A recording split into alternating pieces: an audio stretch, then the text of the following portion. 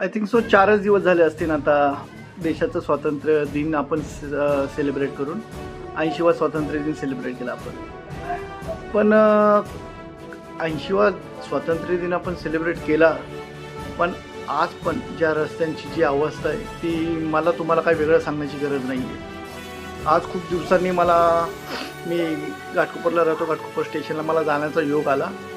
तर ऑटोमध्ये असताना मी एक जागा बघितली जिथे म्हणजे आपला ढापा असतो ना, लाईन ड्रेनेज लाईन समथिंग वगैरे जे रस्त्याच्या मधोमध असतं ते ढापा ठेवतात लोखंडाचा.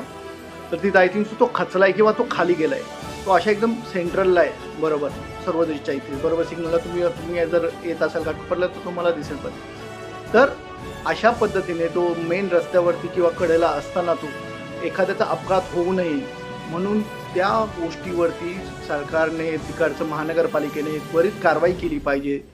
पण तसं काही न होता तिथे 4 दांड्या उभ्या केल्यात, लाकडं उभी केलीत आणि त्याच्यावरती काहीतरी लाईन्स लेबल्स वगैरे लावलेले आहे. तर मला एक कळत नाही आहे, जोपर्यंत एखाद्या माणसाचा जीव जात नाही, कोणाचं काही अपघात होत नाही आहे, कोणाला काही त्रास होत नाही आहे, तोपर्यंतच आपण ह्या गोष्टींकडे त्याच गोष्टींवरती आपण बोलणार. तोपर्यंत आपल्याला काही घेणं देणं नाही, आपण दुर्लक्ष करणार. हे कितपत योग्य आहे? काही होण्यापेक्षा म्हणजे काही झाल्यानंतर, एखादी गोष्ट झाल्यानंतर आपण त्याच्यावरती रिॲक्ट करण्यापेक्षा ती होऊ नये याच्यासाठी आपण जर प्रयत्न केले तर आय थिंक सो हे आपल्यासाठी बेस्ट राहील. तर मी आता जो फोटो तुम्ही बघत असाल अशा पद्धतीने, तर अशी लाईन केली. 80 वर्ष झाले आपल्याला स्वातंत्र्य होऊन, पण आजही आपण त्या पद्धतीने आपण हे जे करतोय कन्स्ट्रक्शन वगैरे किंवा आपण ह्या गोष्टी ज्या आपण सुधारल्या पाहिजेत त्या अजूनही होत नाही आहे. म्हणजे काय, म्हणजे कसलं स्वातंत्र्य? तुम्ही स्वतःहून सांगा, स्वतःला विचारा. आणि 2 दिवसापूर्वी मी न्यूजला बघितलं होतं की रस्त्याच्या खड्ड्यामुळे तर एक चिमुकल्याचा 10-1 वर्षाचा मुलगा असेल तो एका ट्रकखाली गेला.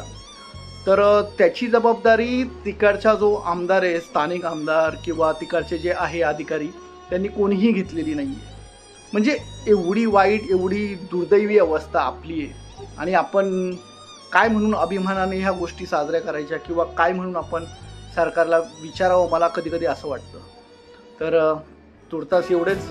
बघा, जमलं तर त्याच्याविषयी काहीतरी गव्हर्नमेंटनी, सरकारने, आपली महानगरपालिका आहे, तिकडचा नगरसेवक कोण असेल त्यांनी काहीतरी त्वरित त्याच्याकडं PMCनी त्वरित त्याच्यावर कारवाई करावी. तोपर्यंत जय हिंद, जय महाराष्ट्र.